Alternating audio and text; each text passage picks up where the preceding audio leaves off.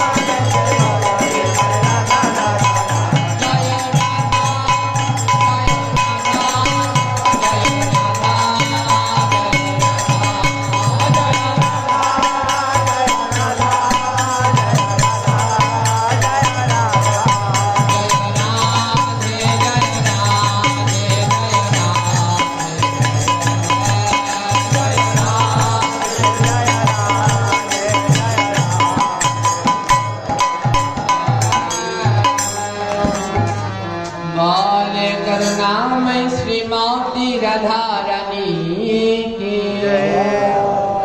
प्रेम अवतार श्री गौर सुंदर की दयार ठाकुर श्री नित्यानंद प्रभु की आपन आपन श्री गुरु महाराज जी की श्रीमतम भागवतम की समवेत गौर भक्त वृंदा की निताई गौर हरे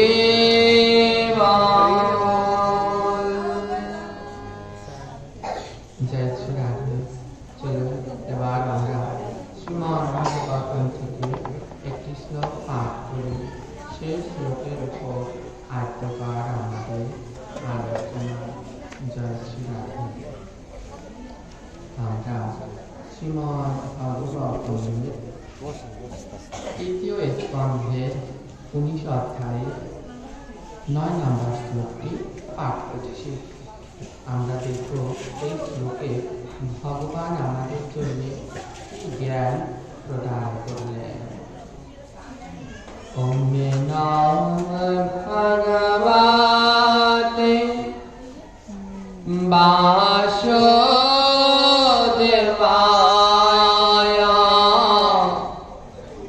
ওম নমঃ ভগবতে বাসুদেবায়।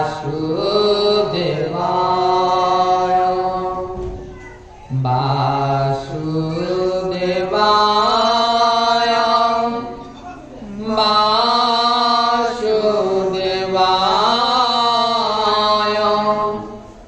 ওম নমঃ ভগবতে বাসুদেবায়।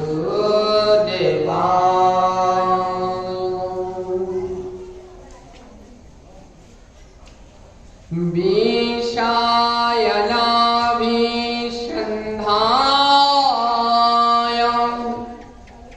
যশ ঐশ্বর্যমেবা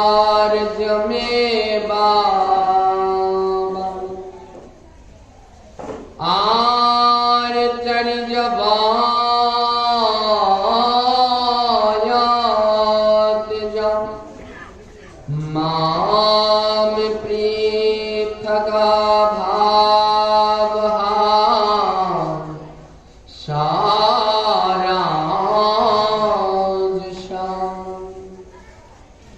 এই শ্লোকের অর্থ হচ্ছে ভগবান বললেন যে মানুষ যশ ঐশ্বর্য বিষয় আদি কামনাবশত প্রতিমা ইত্যাদির মধ্যে ভেদ বুদ্ধি নিয়ে আমার অর্চনা করে সে আমার রাজসিক ভক্ত। মন্দির শুনবে বলছে যে ব্যক্তি যশ ঐশ্বর্য বিষয় আদিকে আমার শ্রী বিগ্রহের ভিতর দিয়ে ভেদাভেদ করে সেই শ্রেণীর ভক্তরা হচ্ছে রাজসিক ভক্ত। আমরা 3 শ্রেণীর ভক্তের সন্ধান পাই, সাত্ত্বিক, রাজসিক, তামসিক। গীতায় 4 ধরনের ভক্তের উল্লেখ করা আছে, কিন্তু বিভাজনের ক্ষেত্রে এই 3 শ্রেণীর ভক্ত। হ্যাঁ, সাত্ত্বিক ভক্তদের থেকে গীতায় আমরা যে 4 ধরনের ভক্তের লক্ষণ পাই, সাত্ত্বিক ভক্তদের থেকে আবার সেগুলো ভাঙা হয়েছে। 4 ধরনের ভক্তের ভিতরে আবার জ্ঞানী ভক্তকে শ্রেষ্ঠ বলা হয়েছে। এই শ্লোকে বলা হয়েছে সম্মিলিত ভক্তের কথা, যে সাত্ত্বিক, রাজসিক, তামসিক। বলছে আমার রাজসিক ভক্ত কারা, তামসিক কারা না, তারা বিভিন্ন কিছু নিয়ে বিভিন্ন মতবাদ, বিভিন্ন ভেদ, বিভিন্ন প্রতিমা, বিভিন্ন দেব দেবী, বিভিন্ন আচার, বিভিন্ন নিষ্ঠার মধ্যে দিয়ে যে ভেদবাদ করে তারা তামসিক। তামসিকের থেকে রাজসিকটা একটু উঁচুতে আছে। রাজসিক ভক্ত কারা, যারা যশ ঐশ্বর্য বিষয়াদি কামনাবশত ভগবানের মধ্যে দিয়ে ভেদাভেদ করে, তারা হচ্ছে রাজসিক ভক্ত।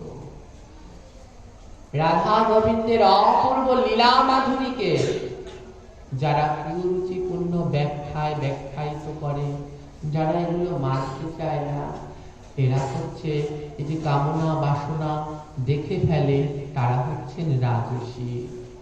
বলছে ভক্তের ভক্তির ভিতরে কিঞ্চিত মাত্র কামনা বাসনা যশ ঐশ্বর্য আসতে পারবে না। যদি এসে যায় তাহলে তা রাজসিকতায় পরিণত হয়ে যায়। তাই শাস্ত্র কি বলছে? কৃষ্ণ ইন্দ্রিয় প্রীতিবাঞ্ছা তারে বলে না, আত্ম ইন্দ্রিয় প্রীতিবাঞ্ছা তারে বলে কাম। ভগবানকে ভালোবেসে যা চাইবে, ভগবানকে ভালোবেসে যা করবে তা হচ্ছে নাম। আর নিজেকে ভালোবেসে যা করবে তা হচ্ছে কামনা বাসনা। আর যারা এই কামনা বাসনার ভিতরে ডুব দিতে যায়, ভাগবত বলছে ওরাই হচ্ছে রাজসিক ভক্ত। ওরা আমার সন্ধান করে না, ওরা ওদের স্বার্থ সিদ্ধি, নিজেদের ভালো থাকার জন্য সন্ধান করে। আমাদের সমাজে দেখা যায় যখন নাম যজ্ঞ আসে তখন বাতাসা লুট করে দেওয়া হয়। এখানে দেওয়া হয় কিনা জানি না। হ্যাঁ, বাতাসা অনেক ভক্তরা সে বাতাসা লুট করে দিয়ে থাকে। তো যদি কাউকে জিজ্ঞেস করেন, মানে ভগবানের কাছে দেখবেন প্রণাম করছে আর বলছে ঠাকুর যদি আমার ছেলেটাই পরীক্ষায় ভালো পাশ করে সামনের বার এই মন্দিরে আমি 1 কেজি বাতাসা দেব। ভগবানের কাছে বলছে, ভগবান আমার ছেলে যদি বাহিরে ঠিক মতো পৌঁছাতে পারে তোমার কাছে 1/2 কেজি বাতাসা দেব। হ্যাঁ, ভগবান আমার যদি অসুখ ভালো হয়ে যায় তোমার কাছে আমি 1/2 কেজি বাতাসা দেব। কি হচ্ছে? ভগবানকে লোক দেখানো হয়ে যাচ্ছে। ভগবান শ্রীকৃষ্ণের বাবার 9 লক্ষ গরু ছিল, নন্দ মহারাজের 9 লক্ষ গাভী ছিল। যার বাবার 9 লক্ষ গাভী সে তো ছানা মাখনের ভিতর দিয়ে হাঁটতো। এবার তাকে যদি আমরা শুকনো বাতাসার লোভ দেখাই, কোনো কাজ হবে? হিতে কি হবে? বিপরীত হয়ে যাবে। তাহলে প্রশ্ন করবেন, ও বাবা তাহলে কি বাতাসা লোভ দেব না? 100 বার দিবে, কিন্তু কি ভগবানের কাছে চাইতে হয় না। ভগবান জানে আপনার ছেলে ভালোভাবে বিদেশে পৌঁছাবে, সেটা ভগবান না চাইলে সম্ভব নয়। আপনি ভগবানকে ডাকুন, ভগবান আপনাকে দেখবে। আপনি ভগবানকে দেখুন, ভগবান আপনাকে দেখবে। তার কাছে কিছু চেয়ে নিতে হয় না। তার অযাচিত করুণা, সে যা দেয় তাই শেষ করা যায় না। সে এত কিছু আমাদের দিয়েছে, তার ঋণ আমরা কোনোদিন শোধ করতে পারবো না। আরো বারবার চেয়ে চেয়ে কেন দেনা হব? যদি আমরা শুদ্ধ ভক্ত হতে পারি, ভগবানকে ডাকতে পারি, ভগবানের সমস্ত দিকে নজর। হ্যাঁ, আমরা 5 জনের কথা ভাবি তাই আমাদের একটু মাথা ব্যথা, ওরে যন্ত্রণা টিকতে পারছি না। আর ভগবান বিশ্ব ব্রহ্মাণ্ডের প্রত্যেকটি জীবের কথা ভাবছে, শুধু মানুষের কথা নয়, প্রত্যেকটি জীবের কথা তিনি ভাবছে। দেখেছেন ক্ষীরোদ সাগরে ভগবান শ্রী বিষ্ণু এমনি ভাবে সর্পের উপরে চোখ বন্ধ করে শুয়ে আছে। অনেকে মনে করেন ভগবান ঘুমাচ্ছে। আরে না, ভগবান ঘুমাচ্ছে না। হ্যাঁ, ভগবান ক্ষীরোদ সাগরে এমনি ভাবে চোখ বন্ধ করে, আমরা যখন বিভিন্ন টেনশনে পড়ি, বিভিন্ন যন্ত্রণা আসে, তখন আমাদের চিন্তা হয়, তখন আমরা গালে হাত দিয়ে এমনি ভাবে ভাবি। যখন ভাবতে ভাবতে কোনো কুল পাই না, তখন আমরা চোখ বন্ধ করে এমনি ভাবে গালে হাত দিয়ে ভাবতে থাকি আমার কি গতি হবে। ওই ক্ষীরোদ সাগরে, সমুদ্রে আমার প্রাণ গোবিন্দ এমনি ভাবে গালে হাত দিয়ে ঘুমাচ্ছেন না। তিনি এমনি ভাবে গালে হাত দিয়ে ভাবছেন, হায় রে কলিহত জীব, এমন অমূল্য মানুষ মনুষ্য জন্ম পেয়েও তোমরা কৃষ্ণ ভজন করছো না। এমন অমূল্য মনুষ্য জন্ম পেয়েও তোমরা মধুর নাম গ্রহণ করছো না। এমন অমূল্য মনুষ্য জন্ম পেয়েও তোমরা সাধু সঙ্গ করছো না। এমন অমূল্য মনুষ্য জন্ম পেয়েও তোমরা বৈষ্ণবের চরণ ধুলি অঙ্গে লাগাতে পারলে না। ওগো মানুষ, তোমাদের কোন গতি হবে? তাই ক্ষীরোদ সাগর সমুদ্রে সেই অনন্ত ভগবান তিনি কলিহত জীবদের কথা এমনি ভাবে গালে হাত দিয়ে ভাবছে। তাই যদি ভগবানকে আমরা লোভ দেখাতে যাই, কোনদিন ভগবানকে লাভ করতে পারবো না। ছোট্ট একটা ছেলে, ওর মা প্রতিদিন গীতা পাঠ করে। হ্যাঁ, গীতায় ছোট্ট ছেলে পড়ার টেবিলের পাশে বসে শোনে মায়ের গীতা পাঠ। মা বলতেছে বাংলায়, ভগবান বলছে অর্জুন কর্ম করো, কিন্তু ফলের আশা করো না। ছোট্ট ছেলে প্রতিদিন অমনি ভাবে মায়ের গীতা পাঠ শোনে। ছেলেটা দেখতে এত সুন্দর, এত মিষ্টি। একদিন মায়ের সাথে দোকানে গিয়েছে, তো দোকানদার যারা রাস্তায় দেখে খুব সুন্দর চেহারা, তো দেখতে সবাই ছেলেটার চেহারা দেখে মুগ্ধ হয়ে যায়। তো সবাই ছেলেটাকে আদর করে। তো মায়ের সাথে মুদি দোকানে গিয়েছে, তো মুদি দোকানে যাওয়ার পরে মুদি দোকানদার ছেলেটার এত সুন্দর কথা, এত সুন্দর আচরণ, এত সুন্দর চেহারা দেখে মুগ্ধ হয়ে গেছে।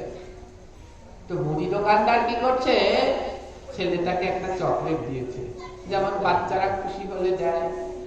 মুদি দোকানদার একটা চকলেট দিয়েছে, নাও বাবা চকলেটটা নাও। ছেলেটা চকলেটটা নিল না। কেন নিল না? মায়ের শিষ্টাচার, মা বলেনি, তাই ছেলেটা চকলেটটা নিচ্ছে না। ওর চকলেটটা খেতে খুব ইচ্ছে করছে, বারবার চকলেটের দিকে তাকাচ্ছে, কিন্তু চকলেটটা নিচ্ছে না। মুদি দোকানদার কি করলো, আবার দুটো চকলেট দিল, ছেলেটা নিচ্ছে না। এবার দোকানদার বলছে, মাতাজি আপনি বলুন আপনার ছেলেকে, আপনি না বললে বোধহয় ও চকলেট নিবে না, ও বোধহয় আমার দোকান থেকে কিছুই খাবে না। এবার মাতাজি বলছে ছেলেটাকে, তার মা বলছে, বাবা তোর এখান থেকে যা লাগে তুই নে, চকলেট নে না। ছেলেটা চকলেট নিচ্ছে না। তো মা বলার পরে বলছে নে না। তখন ছেলেটা দোকানদারটা কৌটো সমেত দিয়ে দিয়েছে, এই নাও তোমার যতগুলো চকলেট লাগে আমি কৌটো শুদ্ধ দিলাম, তুমি নিয়ে নাও। ছেলেটা চকলেট নিল না। ছেলেটা দোকানদারকে বলছে, কাকু আপনার যা ইচ্ছে আপনি আমাকে দিন। তো ছেলেটা এমনি ভাবে আঁচল পেতে ধরেছে। তো দোকানদারটা এত সন্তুষ্ট হয়েছে, চকলেটের কৌটো যতগুলো চকলেট ছিল সব ছেলেটাকে ঢেলে দিয়েছে। এবার রাস্তা দিয়ে যখন মার ছেলে যাচ্ছে, তখন মা জিজ্ঞেস করছে, ও বাবা তোকে যে আমি যখন চকলেট কিনে বললাম তখন তুই কেন নিলি না? তখন ছেলেটা বলছে, ও মা তুমি তো প্রতিদিন গীতায় পাঠ করো, তুমি তো আমি যখন পড়তে বসি তুমি তখন গীতা পাঠ করো, আর গীতায় বলো যে ভগবানের কাছে নাকি কিছু চাইতে নেই, যদি চায় তাহলে নাকি কম পায়, আর যদি না চায় তাহলে নাকি ভগবান অযাচিত হয়ে দেয়। ওমা সেই কথাটা আমি আজকে দোকানদারের কাছ থেকে পরীক্ষা করে একটু দেখলাম। আমি যদি তোমার কাছে চকলেট চাইতাম তুমি একটা দিতে, দোকানদার তার কৌটো বাড়িয়ে দিল, আমি যদি নিজে নিতাম তাহলে এক মুঠো নিতাম, কিন্তু দোকানদার যখন আমাকে দিল অযাচিত করুণা করে চকলেটের কৌটো শুদ্ধ ঢেলে দিল। কি বুঝতে পারলেন? যদি আপনি ভগবানের কাছে যান, ভগবান আমার ছেলের চাকরি দাও, ভগবান হয়তো চাকরি দিয়ে দেবে, কিন্তু আপনার ছেলের জীবনে আরো অনেক সুখ আছে, ওটা ভগবান নাও দিতে পারে। তাই একটা চকলেট চাওয়ার দরকার নেই, তার থেকে আপনি ওই ভগবানকে সন্তুষ্ট করুন। ছোট্ট ছেলেটা যেমন দোকানদার কাকুকে সন্তুষ্ট করছে তার মিষ্টি মিষ্টি হাসি দিয়ে, আর মিষ্টি মিষ্টি হাসিতে দোকানদার কাকু সন্তুষ্ট হয়ে সমস্ত চকলেট গুলো দিয়ে দিল,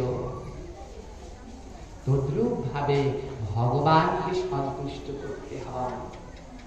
ভগবানকে সন্তুষ্ট করলেই সব লাভ করা যায়। তাই ভগবানকে লোভ দেখালে কোনো লাভ নেই। ভগবানের কাছে যদি বলেন আমি আমার ছেলের চাকরি হলে আধা কেজি বাতাসা দেব, অত বড় মিথ্যাবাদী হলেন। আপনার ছেলেটা সারা জন্ম ধরে কোটি কোটি টাকা ইনকাম করবে, আর আপনি আধা কেজি বাতাসা দিচ্ছেন ভগবানকে। যে গোপালের জন্য নন্দ মহারাজ 9 লক্ষ গরু পালত, 9 লক্ষ গাভী ছিল নন্দ মহারাজ। মা যশোদা ঘরের ভিতরে নড়িমাখন ছড়িয়ে রাখত, যেন ছোট্ট গোপালের পায়ে তপ্ত বালু না লাগে। ভগবান কাঙালের ঠাকুর, তাকে ভালোবেসে যা দিবেন সে তাই সেবা করবে। তাই ভগবানকে লোভ দেখানোর দরকার নেই। আপনি আপনার অন্তরের ভালোবাসা থেকে যদি আধা কেজি না 1 পোয়া বাতাসাও এনে দেন, ভগবান সেটা গ্রহণ করবে, যদি ওর ভিতরে লোভ না থাকে। তাই কৃষ্ণ ইন্দ্রিয় প্রীতিবাঞ্ছা ভগবানকে ভালোবেসে দিলে তারে বলে নাম। আত্ম ইন্দ্রিয় প্রীতিবাঞ্ছা আমার নিজের জন্য চাইলে তাকে বলে কাম। তাই ভগবানকে ভালোবেসে দিতে হয়। তাই এই শ্লোকেও ঠিক একই কথা ব্যাখ্যা করেছে যে ভগবানকে ভালোবেসে সমস্ত কিছু দিতে হয়। আজকে আমরা জানি না, তাই বারবার বিভিন্ন ধরনের অপরাধ করে ফেলি। বিভিন্ন ধরনের অপরাধ হয়, কিছু জানি না, না জানতে জানতে আমাদের এহেন দশা। অনেকেই প্রশ্ন করেন, পাঠ করার শেষ হয়ে যাওয়ার পরে অনেকেই বলেন, বাবা আমি জানি না, না জেনে পাপ করেছি, না জেনে পাপ করলে বুড়া বুড়িতে বলেছে কিছু হয় না, না জেনে বিষ খেলেই মরে না, তার পাপ করলে আর কি হয়? কথাটা কি সত্যি মানে না? কথাটা সম্পূর্ণ মিথ্যা। না জেনে বিষ খেলে মরে, কারণ বিষের ক্রিয়া হচ্ছে মারা। জেনে খেলেও মরবে, না জেনে খেলেও মরবে। পাপ জেনে করলেও মরবে, না জেনে করলেও মরবে। পাপের কাজই হচ্ছে শাস্তি ভোগ করা। তাই অত্যন্ত সচেতন হয়ে নাম শ্রবণ করতে হয়। কিছুদিন পরে আসছে নাম যজ্ঞ। এইখানে এই অঙ্গনে 7 দিন ব্যাপী নাম সংকীর্তনের আয়োজন করা হয়েছে। এখন আর বিভিন্ন মন্দির থেকে 7 দিন ব্যাপী নাম সংকীর্তন প্রায় উঠেই গেছে। আমি বিভিন্ন জায়গাতেই প্রোগ্রাম করতে যাই, কিন্তু কোন মন্দিরে দেখি না নাম কীর্তনের আগে 15 দিন ভাগবত পাঠ। এটা অতি উত্তম সিদ্ধান্ত যে 7 দিন নামের আগে আপনারা 15 দিন ভাগবতের আয়োজন করেছেন। না কেন? এই নাম সমস্ত পাপ বিনাশ করে। তাহলে কি হচ্ছে? আমাদের সমাজে এত নাম হচ্ছে, এত কীর্তন হচ্ছে, কিন্তু আমাদের পাপ নষ্ট হচ্ছে না। এই নাম শুভ আর মঙ্গল বার্তা বয়ে আনে, কিন্তু এত নাম কীর্তন হচ্ছে, কোন শুভ আর মঙ্গল বার্তা বয়ে আনছে না। আজকে 62 বছর আমরা হিসেব করে দেখলাম এই কীর্তনের বয়স। এই 62 বছর আগে যারা বয়স্ক ছিল তারা একবার বিবেচনা করুন, আপনাদের সময়ে একটা ইউনিয়নে এক জায়গায় নাম কীর্তন হতো কিনা সন্দেহ আছে। কিন্তু আজ 62 বছর পরে তাকিয়ে দেখুন, একটা ইউনিয়নে 5 থেকে 6 জায়গাও নাম কীর্তন হচ্ছে। 62 বছর পরে তাকিয়ে দেখুন, একটা ইউনিয়নে কত জায়গায় নামের আসর পড়ছে। কিন্তু দুঃখের বিষয় হচ্ছে নাম কীর্তন বেড়েছে, কিন্তু ভক্তের সংখ্যা বাড়ছে না, মানুষের মনে নিষ্ঠা বাড়ছে না, বড়দের প্রতি শ্রদ্ধা বাড়ছে না। হ্যাঁ, পিতামাতার প্রতি শ্রদ্ধা নেই, শিক্ষকদের প্রতি শ্রদ্ধা নেই। হ্যাঁ, দিন দিন এই অবচেতনা বেড়েই চলেছে। জলজান্ত প্রমাণ, আমি নিজের চোখে দেখেছি। একবার আমি বাসে উঠতে গিয়ে ওখানে এক বৃদ্ধ লোক মাথা ঘুরে পড়ে গেছিল। তো পড়ে যাওয়ার পরে আমরা ওই বাসটা না পরের বাসটায় উঠবো, আমরা এক জায়গায় পাঠ করতে যাব। হিন্দু সৎসঙ্গী ছিল ওই ভদ্রলোক, একেবারে আমার মনে আছে, সাদা ধুতি, সাদা জামা পরা। তো বৃদ্ধ সেই মহাশয় বাসে উঠতে গিয়ে গুল্লা খেয়ে পড়ে গেছে। তো পড়ে গেছে, তার কোনো চোট লাগেনি, কিন্তু যখন আমরা ধরে উঠালাম তখন তার নয়ন থেকে জল ঝরছে। আমি জিজ্ঞেস করলাম, এসো আপনি কি ব্যথা পেয়েছেন? তখন সে বলছে, জানো বাবা, আমি 50 বছর যাবৎ শিক্ষকতা করি, আমি ছাত্রদের পড়াই। আজ এই বাস থেকে পড়ে আমার হাঁটুতে, পায়ে, কোমরে কোনো ব্যথা লাগেনি, ব্যথাটা লেগেছে আমার মনে। বলছি কেমন কথা এসব? বলছে, জানো বাবা, এই বাসটায় আমার আগে আমার একটা ছাত্র উঠেছিল, আমার ছাত্রটা আমায় দেখেছিল, ও আমায় খুব ভালো করে চেনে, ওকে আমি অনেকদিন বিনা পয়সায় পড়াইছি। কিন্তু যখন আমি বৃদ্ধ মানুষ বাঁচে উঠতে পারছি না, আমার ছাত্রের উচিত ছিল আমার হাতটি ধরে টেনে উঠানো, কিন্তু ও আমায় উঠালো না। তাই আমি হাঁটুতে, মাজা কোমরে কোথাও ব্যথা পাইনি, ব্যথা পেয়েছি অন্তরে। এই যে বড়দের উপর নিষ্ঠা, আচরণ, ভক্তি দিন দিন কমে যাচ্ছে, কেননা আমরা যারা যুব সমাজের রয়েছি তাদের ভিতরে এই নামের কোন চেতনা নেই, কোন জাগ্রত উদ্দীপনা নেই। দিন দিন তাহা নিস্তেজ হয়ে যাচ্ছে। নাম সম্বন্ধে আমরা জানি না। 7 দিন নাম কীর্তন করতে কত লক্ষ টাকা ব্যয় হয়ে যায়, কিন্তু দেখা যায় ফলাফল হিসেব করলে দেখবেন রেজাল্ট 0 চলে আসে, কিচ্ছু আসে না, 0 চলে আসে সব জায়গার নাম কীর্তনে। না কেন? মনে কেউ কষ্ট পাবেন না, এই কীর্তন দিয়ে কোন সময় ভক্ত তৈরি হয় না। ভক্ত তৈরি করতে হলে ভাগবত কিংবা গীতা পাঠের মধ্য দিয়েই তৈরি করতে হয়। ভাগবত এবং গীতা পাঠ শ্রবণের মধ্যে দিয়েই ভক্ত তৈরি হয়। তাই এই কমিটিদের যারা এটা আয়োজন করেন তাদের চরণে আমার অনন্ত কোটি দণ্ডবত প্রণাম রইল, যে তারা কীর্তনের আগে একদিন নয় 15 দিন ব্যাপী ভাগবতের আয়োজন করে। ইহা অত্যন্ত শুভ চেতনা, শুদ্ধ চেতনা।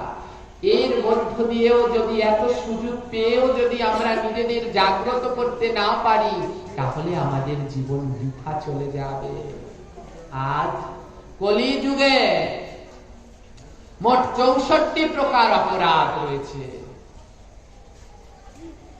গৌর সুন্দর আমাদের মহাপ্রভু তিনি দেখলেন যে কলির গড় আয়ু হচ্ছে 60 বছর, অপরাধ 64 বছর, অপরাধ 64 প্রকার। তাহলে এই মানুষের কি গতি হবে? যে বছর জন্মগ্রহণ করেছে ছোট্ট বাচ্চা, কিচ্ছু জানে না, মাথার উপরে একটা অপরাধের বোঝা ঘুরে বেড়াচ্ছে। এবার তাহলে কি গতি হবে? তাই মহাপ্রভু কি করলেন? এই কলিহত জীবদের জন্য ভুবন মঙ্গল হরিনাম সংকীর্তন নিয়ে আসলেন, যে হে জীব, তোমরা নাম করো। এই হরে কৃষ্ণ মহামন্ত্রের থেকে আর শ্রেষ্ঠ কিছু হয় না। এই কলিতে উদ্ধার হতে হলে একমাত্র হরিনাম দিয়ে উদ্ধার হতে হবে। হরের নামৈব নামৈব নামৈব কেবলম কলৌ নাস্তেভ্য নাস্তেভ্য এর অন্যথা বলছে হরির নাম, হরির নাম, এবং এই হরির নামই কলিজীবের উদ্ধারের একমাত্র পথ। তোমরা নাম করো, নামের মধ্যে দিয়ে তোমরা উদ্ধার হও। তাই এই স্বল্প আয়ুর জন্য আমার ভুবন মঙ্গল শ্রী চৈতন্য মহাপ্রভু আমাদের উপর তার এত করুণা, তিনি হরে কৃষ্ণ মহামন্ত্র আনলেন। বলছে 8 বছরের শিশুও বলতে পারবে, 80 বছরের বুড়োও বলতে পারবে, কারো মুখে বাঁধবে না। চারিযুগে 4টা মন্ত্র আছে, খুব কঠিন কঠিন মন্ত্র রয়েছে 3 যুগে, কিন্তু কলিযুগে মহাপ্রভু সকলার জন্য সমান ব্যবস্থা করলেন। কি ধোপা, কি নাপিত, কি মুচি, কি ব্রাহ্মণ, কি ছুচি, কি অসুচি, সবাই এই নাম করতে পারবে। কি বাসি মুখে, কি শুদ্ধ বস্ত্রে, কি আচারে, কি বিচারে, সমস্ত জায়গায় বসে হরে কৃষ্ণ মহামন্ত্র কীর্তন করা যাবে। আর এই কলিহত জীবের জন্য প্রভু এই মহানাম নিয়ে এলেন। আর কি বললেন? হে জীব, তোমরা এই হরে কৃষ্ণ মহামন্ত্র জপ করো। এই হরে কৃষ্ণ মহামন্ত্র জপ করে তোমরা যদি তোমাদের অপরাধের জন্য অনুতপ্ত হও এবং অনুতপ্ত হয়ে আমার কাছে ক্ষমা চাও, এই 64 প্রকার অপরাধের 61 প্রকার অপরাধ আমি ক্ষমা করে দেব। হরে কৃষ্ণ মহামন্ত্র জপ করলে 61 প্রকার অপরাধ হয়। অপরাধ কয়টি বাবারা? মোট 64 প্রকার। হরে কৃষ্ণ মহামন্ত্র জপ করলে ক্ষমা হয় কয়টি? 61। বাকি থাকে কয়টি অপরাধ? 3টি অপরাধ। মহাপ্রভু বললেন এই 3টি অপরাধের ক্ষমা আমি করব না। এই 3টি অপরাধ কি কি? প্রথম অপরাধের নাম অপরাধ, ক্ষমা হবে না। দ্বিতীয় অপরাধের নাম বৈষ্ণব অপরাধ, ক্ষমা হবে না। এবং তৃতীয় অপরাধের নাম সেবা অপরাধ। এই 3 অপরাধের ক্ষমা ভগবান করবেন না। এই 3 অপরাধের ক্ষমা পেতে হলে এই 3 জায়গায় ঘুরে ফিরে যেতে হবে। তো আদ্যকার আমাদের আলোচ্য বিষয় হচ্ছে নাম অপরাধ। নাম শ্রবণ করেও কেন নাম আমাদের কাজে লাগছে না? মহাত্মাগণ বলেছে, একবার যদি বলে হরে কৃষ্ণ হরে, ওই জীবের সাধ্য নাই এই জন্মে অত পাপ করে। বলছে একবার যদি হরে কৃষ্ণ বলো, ওই জীবের সাধ্য নাই এই জন্মে সে অত পাপ করবে। তাহলে প্রশ্ন, আমরা এত হরে কৃষ্ণ বলেও কেন আমাদের এত পাপ? কেন আমরা এত জরাগ্রস্ত, রোগগ্রস্ত, শোকগ্রস্ত? কেন? না, আমাদের না নামে রুচি নেই। হ্যাঁ, নামে রুচি না থাকলে এই নাম করে কোনো ফল হয় না। নামে রুচি থাকা চাই। সনাতন গোস্বামীকে মহাপ্রভু বলেছিলেন, ও সনাতন ধর্ম শিখবে, 3 লাইনে তোমাকে ধর্ম শিখাবো। মহাপ্রভু 3 লাইনে সনাতন ধর্মটা সনাতন গোস্বামী শিখিয়ে দিলেন। 3টি লাইন কি কি? জীবে দয়া নামে রুচি, বৈষ্ণব সেবন, ইহা বিনা ধর্ম নাই, শুনো সনাতন।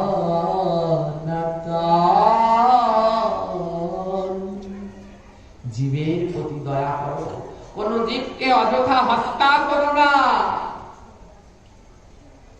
জীবের প্রতি দয়া লাগে, কোন জীবকে কষ্ট দিও না। জীবকে কষ্ট দিলে যে আমি খুশি হই না সনাতন। তাই জীবে দয়া, নামে রুচি। কৃষ্ণ নামের প্রতি রুচি থাকা চাই, নামের প্রতি বিশ্বাস থাকা চাই। নামের প্রতি বিশ্বাস না থাকলে যে নাম কোনো গতি করতে পারে না। তাই নামের ওপর আগে বিশ্বাস থাকতে হবে। আজ দশবিধ এই 3 প্রকার অপরাধের ভিত্তি প্রথম অপরাধ হচ্ছে নাম অপরাধ। আর নাম অপরাধকে আবার 10টি ভাগে বিভক্ত করা হয়েছে, যা দশবিধ নাম অপরাধ। আমরা শ্রবণ করি এই দশবিধ নাম অপরাধ কি?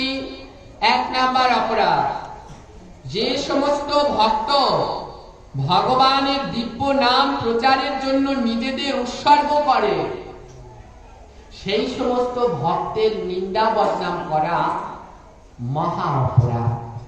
নাম অপরাধের প্রথম অপরাধ হচ্ছে, যদি কোনো ভক্তরা, সে অভক্ত, শুধু ভগবানের নাম প্রচার করে, তার নামে যদি কেউ নিন্দা বদনাম করে, তাহলে নাম অপরাধ হয়ে যায়। হ্যাঁ, তা আমাদের সমাজে এটা খুব বেশি দেখা যায়। মহাত্মাগণ নাম প্রচার করেছে, কিন্তু আমরা সেই বিভিন্ন মহাত্মাদের নিন্দা বদনাম করে ফেলছি। হ্যাঁ, যে এটা ভালো না, এটা করেনি, এটা এই জায়গা ঠিক না। কিন্তু একবার নিজের দিকে তাকিয়ে দেখো, ও তো ওই পর্যন্ত যেতে পেরেছে, আর আমি তার ভুল ধরতে কোথায় বসে আছি? ঘরের ভিতরে বসে আছি।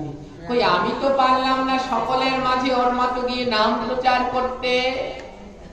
তাই কারো দোষ ধরা, কারো নিন্দা করা নাম অপরাধের প্রথম অপরাধ। তাই আমার পরমেষ্ঠ গুরুদেব শ্রী শ্রী পূজ্যপাদ অষ্টোত্তর শতক তিনকড়ি গোস্বামী প্রভুপাদ তার একটি বাণীর ভিতরে বলেছেন, যে বাণীটি আমার অন্যতম প্রিয়। তিনি বলেছেন আমাদের উদ্দেশ্যে, জানো এই জগতে তোমার সব থেকে বড় দোষ কোনটি? বলছে এই জগতে তোমার সব থেকে বড় দোষ কোনটি?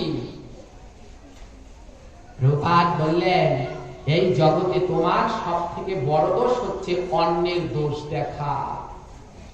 অন্যের দোষ দেখার থেকে এই জগতে বড় দোষ হয় না। তাই কারো দোষ দেখতে যেও না, তাহলে সেখানেই ভজন শেষ হয়ে যাবে। আমি যদি একজন ভাগবত পাঠক হয়ে আরেকজনকে সম্মান করতে না পারি, তাহলে আমার ওখানেই, আমি যদি তার শুধু দোষ ধরার চেষ্টা করি, আমি তো তার দোষ ধরার কেউ নয়। তার দোষ ধরার জন্য অনেকেই রয়েছেন, ভগবান রয়েছেন, মহাত্মাগণ রয়েছেন। আমার মতো ক্ষুদ্র প্রাণীর সাধ্য নেই তার দোষ ধরবার। হ্যাঁ, এখানেই আমাদের অপরাধ হয়ে যায়। পাঠ শ্রবণ করে বাসায় যেতে পারলাম না, তার আগেই আমাদের সমালোচনা শুরু হয়ে গেল। এই পাঠক ব্যাসা শুনে বসে আমি কথা কেন বলে, গীতা থেকে কেন বলে না, ভাগবত থেকে কেন বলে না? ভাগবত পাঠ করবে তো ভাগবতের কথাই বলবে, গীতা পাঠ করবে তো গীতার কথাই বলবে। গীতা পাঠ আর ভাগবত পাঠ শুধু ওর ভিতরেই সীমাবদ্ধ নয়, গীতার ভাগবতের মধ্যে সীমাবদ্ধ নয়। শিক্ষা, ইহা থেকে শিক্ষা গ্রহণ করতে হয়। শুধু লাইনের পর লাইন শ্লোক বলে গেলে তার থেকে কিছু না বুঝতে পারলে কোনোই ফল নেই। বুঝতে হবে। একটি শ্লোক পড়ো, তা দিয়ে বুঝবার চেষ্টা করো। 1000 শ্লোক পড়ে কিছুই বুঝতে পারলে না, কোনো কাজই হবে না। তাই বুঝতে হবে আগে। আমরা এমন জগতে আছি জানেন তো, অনেক কিছু বুঝি না, শুধু লোভে পড়ে যাই, বারবার লোভে পড়ে যাই। বিভিন্ন লোভের ফাঁদে আমরা পা দিয়ে দিয়েছি। আমরা গীতা পড়তে পারি আর না পারি, গীতার মাহাত্ম্যটা আগে পড়ি। কেন? গীতা পাঠ করে যদি গীতার মাহাত্ম্য না পড়ি, তাহলে কোনো ফল হবে না, তাই না? তাই যদি কেউ গীতার একটা শ্লোক প্রতিদিন পড়ে, আগে কি করে? গীতার মাহাত্ম্যটা পড়ে, তাহলে ফল হবে না। এটা ভগবানের একটা চালাকি, জানেন? ভগবান শ্রীকৃষ্ণ পরম চতুর। ভগবান কৃষ্ণ দেখলেন যে আমার কোন ভক্ত লোভে পড়ে। ভগবান ওই গীতার ভিতরে ভগবান শ্রীকৃষ্ণ নিজে বলেছেন, হে অর্জুন, কর্ম করো কিন্তু ফলের আশা করিও না। ভগবান নিজে বললেন কর্ম করো ফলের আশা করিও না। সেই গীতাটা পড়া শেষ হতে পারে নাই, তার ভিতরেই আমরা কর্ম করার আগে ফলের আশা করছি। মাহাত্ম্য না পাঠ করলে তো ফল হবে না। কি হলো রেজাল্ট? হ্যাঁ, ফলের আশা করছি আমরা আগে মাহাত্ম্য পড়ে নেই, নইলে তো ফল হবে না। এবার কার কথা মানছেন? ভগবানের কথা না মাহাত্ম্যের কথা? গীতা পাঠ করতে হবে মন দিয়ে, ভগবানকে ভালোবেসে বুঝে নিজের জীবনে কাজে লাগানোর জন্য। এক অধ্যায় গীতা পাঠ করলে চন্দ্রলোকে যাব, 2 অধ্যায় পাঠ করলে কৈলাসে না শিবলোকে যাব, এমন অনেক মাহাত্ম্য লেখা আছে। জানেন, এই গীতার মাহাত্ম্যগুলো এক একজন রাইটার এক একজনের মন মতো করে লিখে রেখেছে। বিভিন্ন গীতা গ্রন্থ আপনারা খুলে দেখতে পারেন। আপনারা ইসকন থেকে যথাযথ গীতা আনতে পারেন, আপনারা গীতা প্রেস থেকে গীতা আনতে পারেন, আপনারা বেনিমাধবের গীতা আনতে পারেন, আপনারা গোরক্ষপুরের গীতা আনতে পারেন, আপনারা জগদীশ ঘোষের গীতা আনতে পারেন, বিভিন্ন রাইটারের গীতা আনবেন। প্রত্যেক গীতায় শ্লোকের সংখ্যা কত? মায়েরা, গীতায় কত শ্লোক আছে? 700 শ্লোক। প্রত্যেক গীতা খুলে দেখবেন 700 শ্লোক।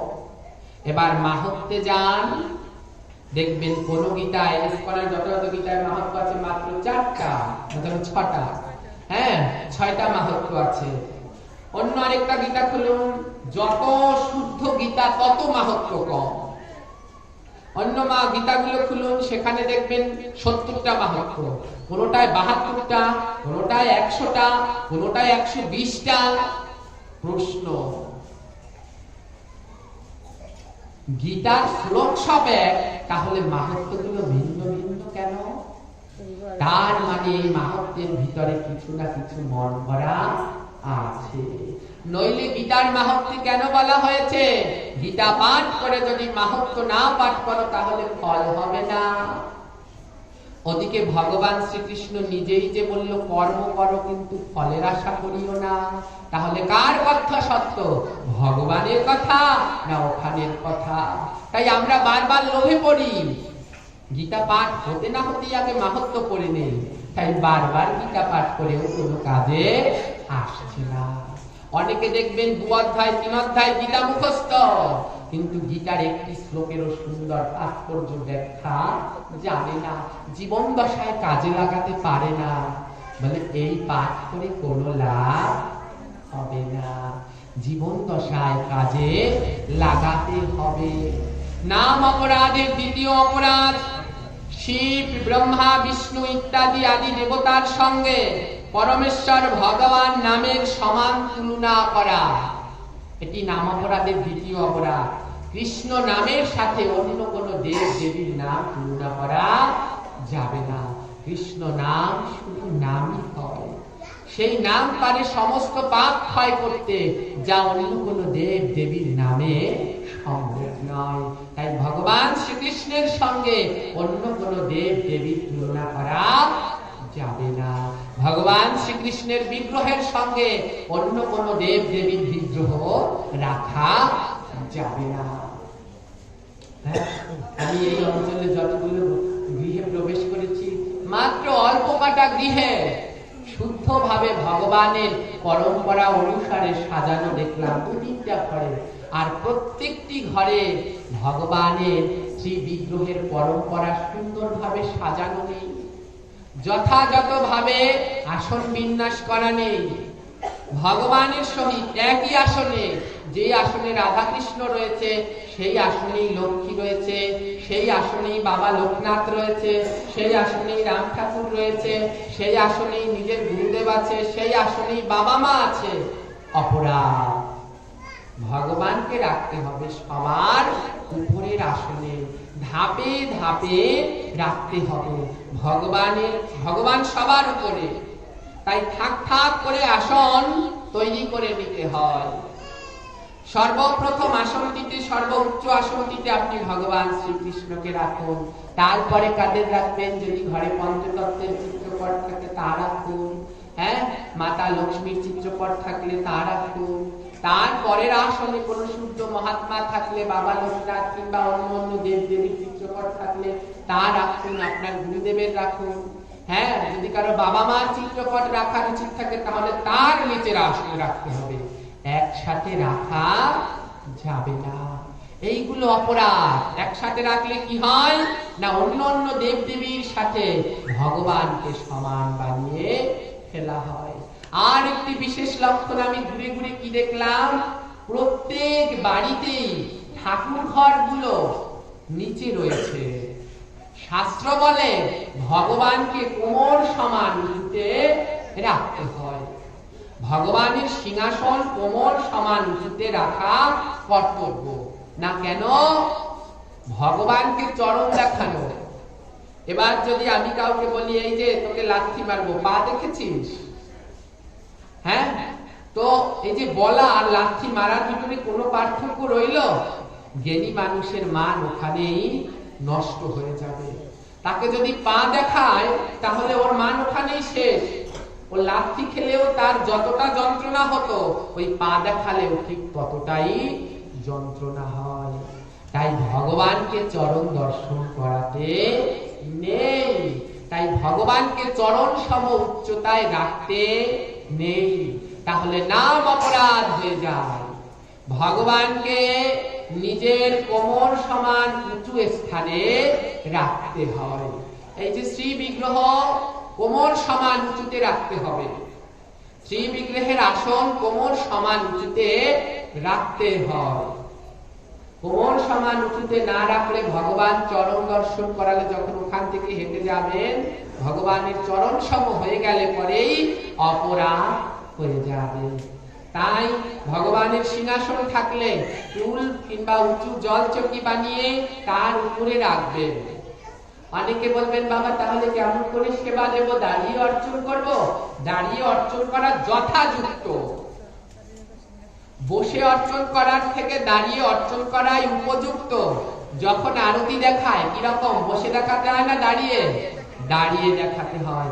ভগবানের অর্চনগুলো দাঁড়িয়েই করতে হয়।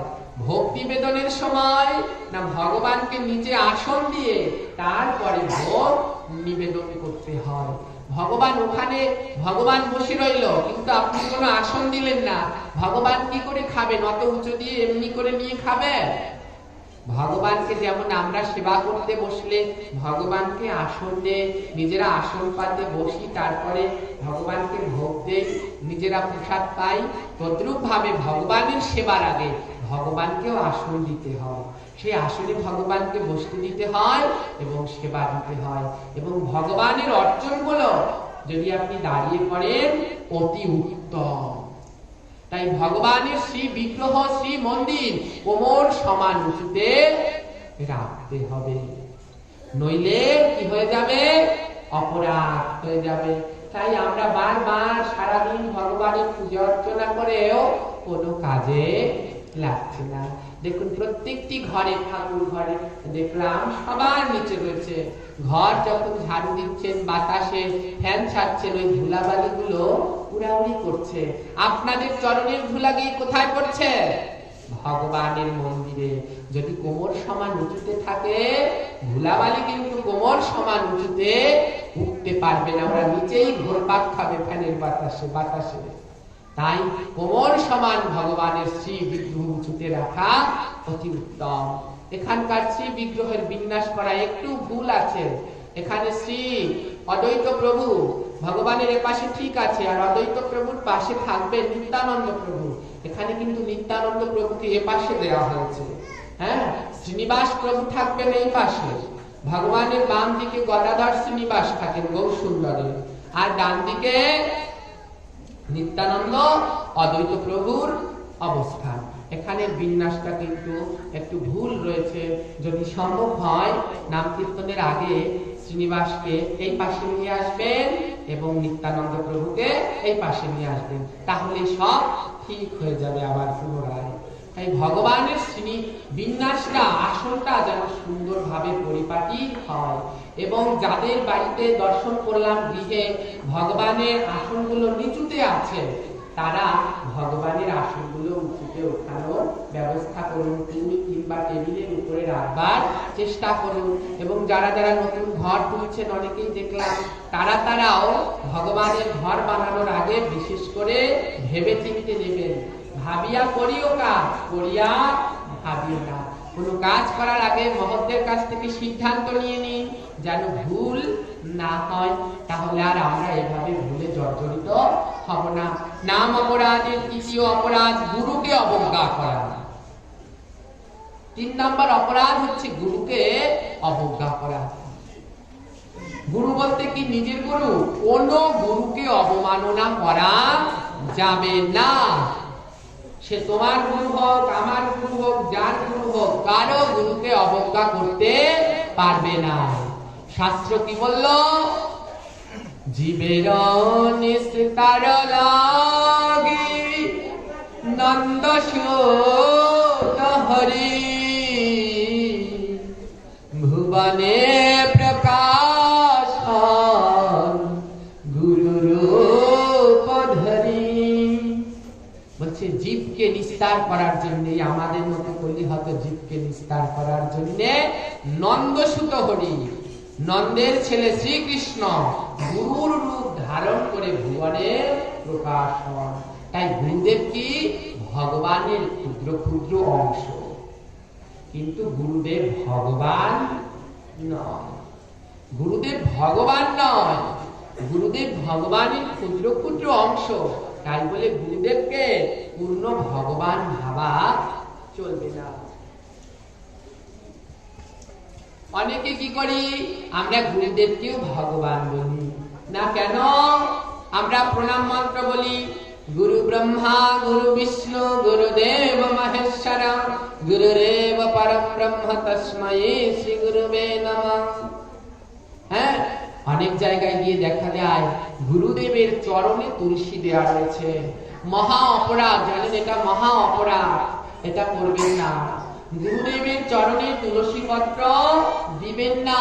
ভগবান শ্রীকৃষ্ণ, নারায়ণ, নৃসিংহদেব, ভগবান কৃষ্ণের অংশ ব্যতীত আর কারো চরণে তুলসী পত্র দেয়া যাবে না। হ্যাঁ, গুরুদেব আজ যে গুরুদেবের চরণে তুলসী পত্র দিচ্ছে, একবার সেই গুরুদেবের জীবনী পড়ুন।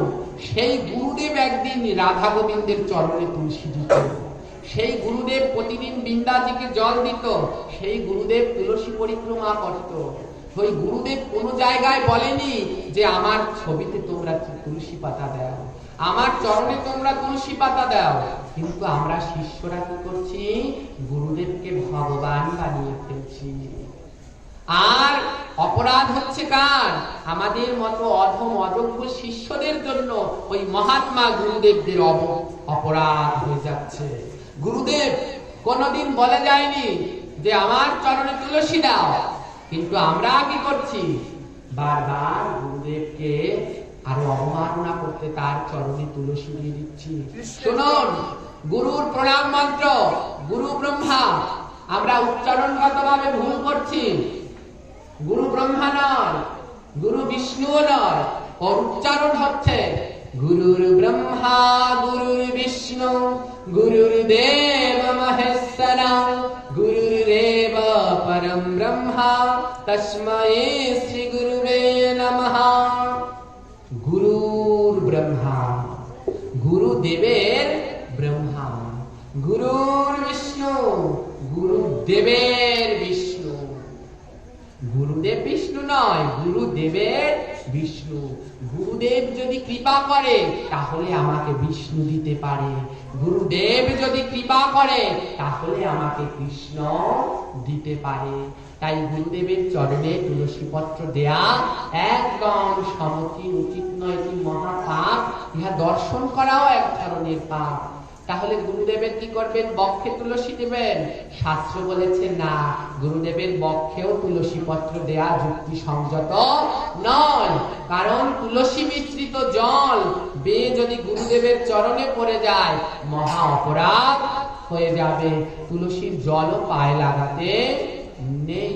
তাই গুরুদেবের চরণে মস্তকে, অনেকে মস্তকে দেন, কিংবা কেউ হস্তে দেন, কেউ বুকে দেন। শাস্ত্রের দিক থেকে ভাবতে গেলে গুরুদেবের কোথাও তুলসী পত্র দেয়া উচিত নয়। তাই কিন্তু যার যার গুরুদেব তার তার কাছে শ্রেষ্ঠ। হ্যাঁ, তাই বলে কোন গুরুদেবকে আমরা অবজ্ঞা করব না, অবমাননা করব না। আমার বাবা যদি মদ খায়, আমার বাবা আমার কাছে ভালো, কিন্তু আপনাদের কাছে মাতাল। ওনার বাবা যদি হিরোইন খায়, ওনার বাবা ওনার কাছে ভালো, আমার কাছে হিরোইন খোর। ওনার বাবা যদি ফেন্সিডিল খায়, ওনার বাবা ওনার চোখে ভালো, কিন্তু আমার চোখে সে গাঁজাখোর, ফেন্সিডিল খোর। যার যার বাবা তার তার চোখে ভালো। তাই যার যার গুরুদেব তার তার চোখে অবশ্যই ভালো। তাই কোন গুরুদেবকে অবজ্ঞা, অবমাননা করা যাবে না। এই মহাত্মাদের জীবনী পড়ুন, এরা বারবার জগতের কল্যাণ করেছেন। কিন্তু আমরা এখন বিভিন্ন মত, বিভিন্ন পথ হয়ে তাহার অন্য ধরনের ব্যাখ্যা, অন্য ধরনের প্রচার দিচ্ছি। 4 নাম্বার নামাপরাধ হচ্ছে বৈদিক শাস্ত্র এবং তার অনুসারী শাস্ত্রের নিন্দা করা। হ্যাঁ, বৈদিক শাস্ত্র এবং তার অনুসারী যত শাস্ত্র গ্রন্থ আছে তার নিন্দা, বদনাম করা। কিছুদিন আগে দেখেছেন এক কীর্তনিয়া দীনকৃষ্ণ দাস নাকি যেন চৈতন্য চরিতামৃতকে অবমাননা করেছিল। ও কত বড় মহা অপরাধী! হ্যাঁ, এই যে বৈদিক শাস্ত্রগুলো এবং তার অনুসারী শাস্ত্রগুলো, এগুলোর নিন্দা বদনাম করা যাবে না। অনেকগুলো মত আছে জানেন তো, আমি নাম বলতে পারবো না, কিন্তু সেই মতে গীতা পড়া হয় না। তারা গীতা মানে না, বলে আমরা গীতা মানি না, আমাদের গীতা লাগে না। তারা একাদশী মানে না, একাদশী নাকি তাদের লাগে না।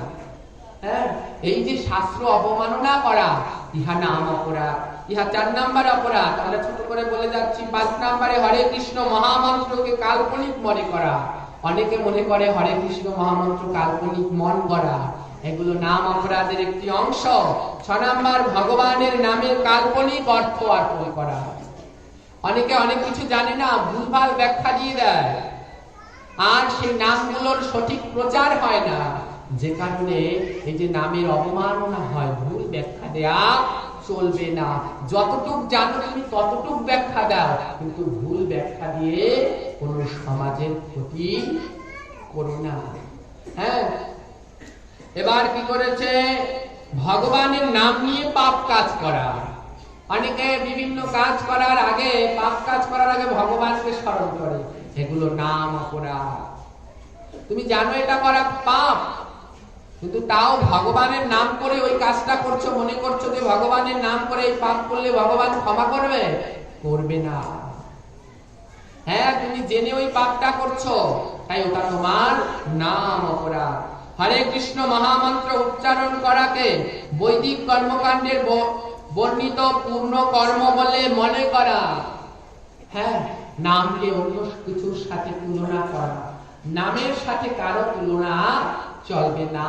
তিনি ভুবন মঙ্গল কলিজীবীর উদ্ধার করবার জন্য এই নাম। আর কি বলল? শ্রদ্ধাহীন ব্যক্তিকে ভগবানের দিব্য নাম বর্ণন করা। হ্যাঁ, কৃষ্ণ নাম সকলের কাছেই বর্ণনা করা যায়, কিন্তু আপনি একজনের কাছে যেতে সেজে নাম বিতরণ করতে গেলেন, কিন্তু সে যদি কৃষ্ণ নামের বারবার অবমাননা করে, তারপরও যদি সেই ব্যক্তির কাছে আপনি ভগবানের এই দিব্য নাম বর্ণনা করতে যান, তাহলে আপনারও নাম অপরাধ হয়ে যাবে। যিনি বর্ণনা করতে যায় তারও নাম অপরাধ হয়ে যায়। শ্রী ভগবানের প্রতি পূর্ণ বিশ্বাস না থাকা এবং তার অগাধ মহিমা শ্রবণ করার পরও বিষয় আসক্তি বজায় রাখা, এটি 10 নাম্বার এবং সর্বশেষ নাম অপরাধ।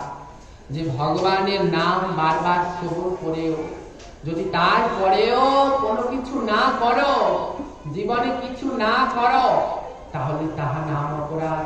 ভাগবত শ্রবণ করে এ থেকে যদি জীবনে কিছু কাজে না লাগান, ইহা বৃথা এবং ইহা অপরাধ।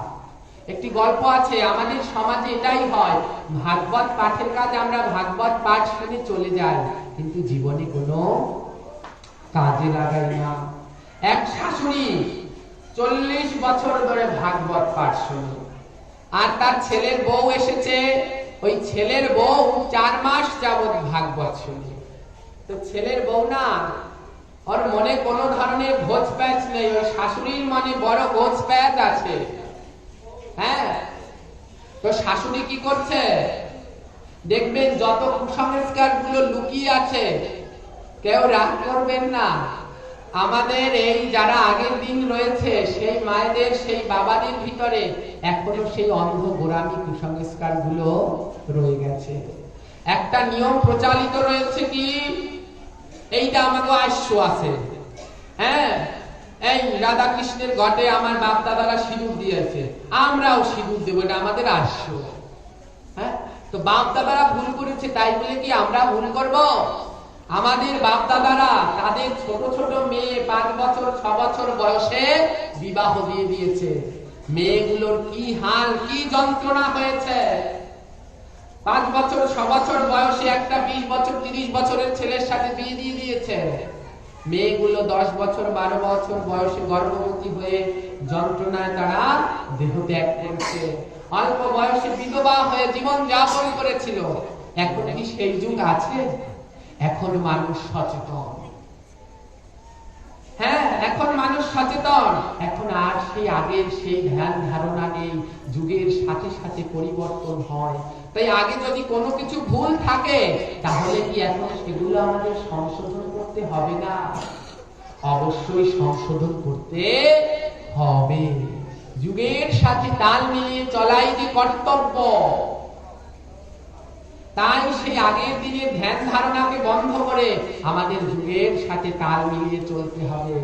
তো ওই বৃদ্ধ শাশুড়ি তিনি 40 বছর ধরে ভাগবত শোনেন, আর বৌমা 4 মাস ধরে। বৌমা নতুন তো, শুদ্ধ জ্ঞানে গুরু বাক্য যাহার বিশ্বাস, অবশ্য তাহার হয় ব্রজভূমে বাস। আজ যারা ইয়ং জেনারেশন আছে, ছোট ছেলে মেয়েরা আছে, এরা শুদ্ধ জ্ঞানে ভগবানের কথা শ্রবণ করছে। আর এই শুদ্ধ জ্ঞানে ভগবানের কথা শ্রবণ করলে তার ব্রজভূমে অবশ্যই বাস হবে। আজকে কি করলো ওই বৌমা, ইয়ং জেনারেশনের বৌমা ভাগবতের কথা শুনে বাড়িতে এসে কাজে লাগাচ্ছে, কিন্তু শাশুড়ি 40 বছর ধরে ভাগবত পাঠ শুনে কিন্তু ভাগবতের কোনো কথা কাজে লাগায় না। ভাগবত পাঠক বলেছে সকালবেলা ঘুম থেকে উঠে আগে বাসি কাপড় ছাড়বে, হ্যাঁ, স্নান করে তুলসী তলায় জল দিবে, তুলসী পরিক্রমা করবে।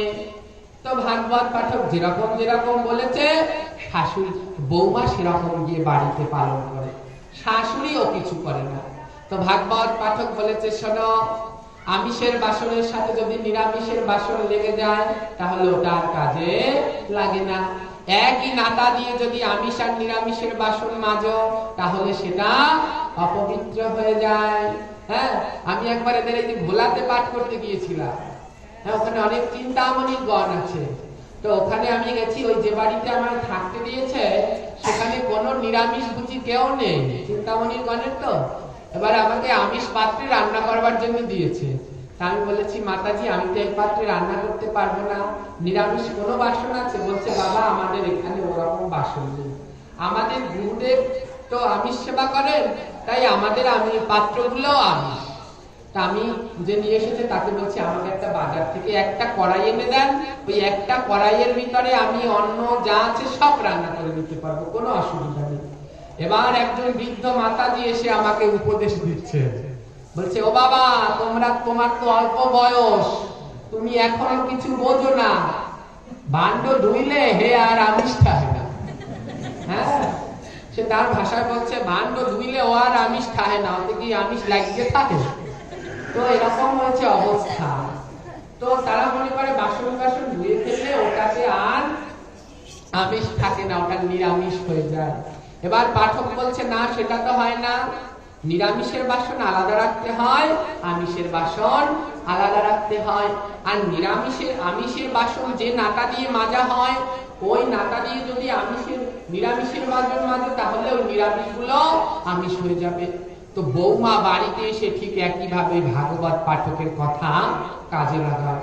এবার শাশুড়ি তো ফেল করে যাচ্ছে বৌমার কাছে, কারণ শাশুড়ি 40 বছর ধরে ভাগবত পাঠ শোনে।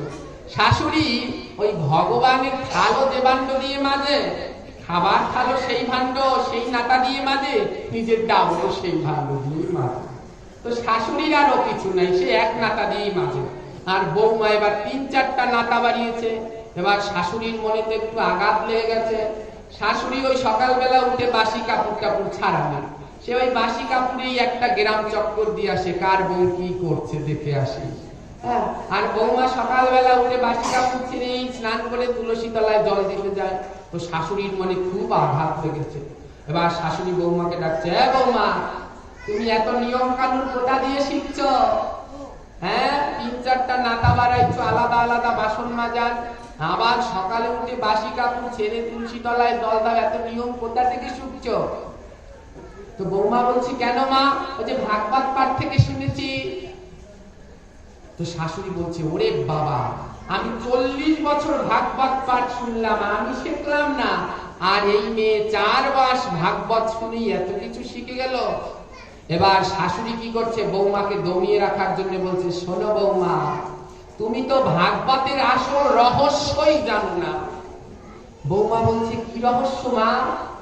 ও ভাগবত বেটারা ও সমস্ত বলে না, ভাগবত পাঠকেরা ও সমস্ত বলে না, ভাগবত পাঠের একটা আসল রহস্য আছে, সেটা তুমি আমার কাছে শোনো। তো বৌমা বলছে, বলো। বলছে, শোনো, ভাগবতে যে কথা শুনবে ও ভাগবতের আসলেই রেখে আসতে হয়। এইটা হচ্ছে ভাগবত পাঠের আসল রহস্য। ভাগবত পাঠক যা বলবে ওই ভাগবতের আসলেই রেখে আসবে। ভাগবতের পাঠে যেমন বসলে তোমার গায়ে ময়লা লাগে, আসার সময় আর কাপড় চুপড় ঝেড়ে তারপরে চলে আসো, হচ্ছে ভাগবত পাঠে যা বলবে ওই আসলেই ওরকম ঝেড়ে ঝুড়ে রেখে চলে আসবে, ও কোনো সময় বাড়িতে পালন করা লাগবে না। বুঝতে পেরেছেন? তা আমাদের দশা হয়েছে এই, ভাগবত পাঠকরা এসে বলে যায়, কিন্তু আমরা আমাদের জীবন দশায় তা পালন করতে পারি না। যদি সব না পারেন, কিঞ্চিত কিঞ্চিত পরিমাণে আপনারা চেষ্টা করবেন। এই যে নাম কীর্তন হচ্ছে, আমি যতদূর জানি এখানে 7 দিন পর্যন্ত সবাই নিরামিষ খান, তাই না?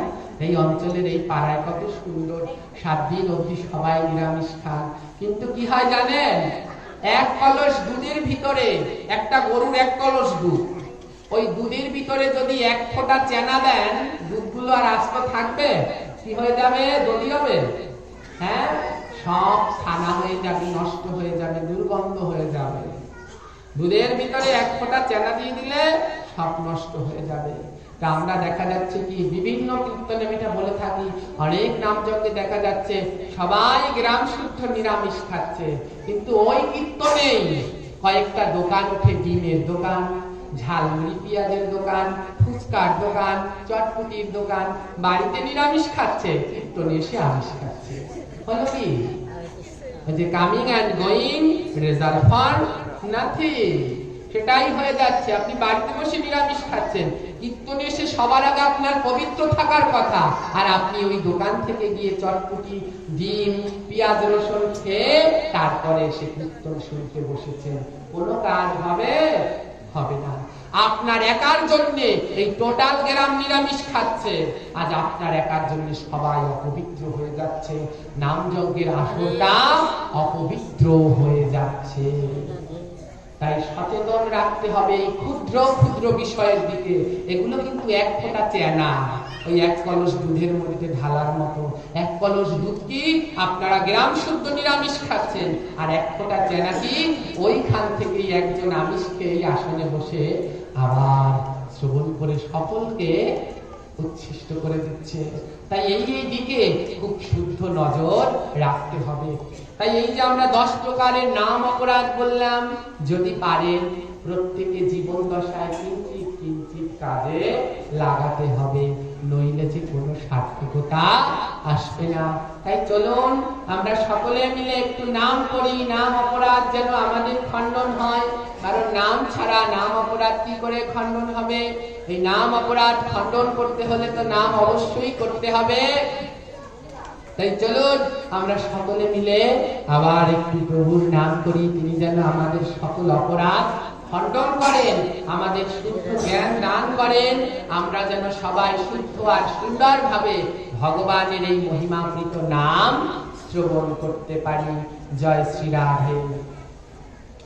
হরে কৃষ্ণ হরে কৃষ্ণ কৃষ্ণ কৃষ্ণ হরে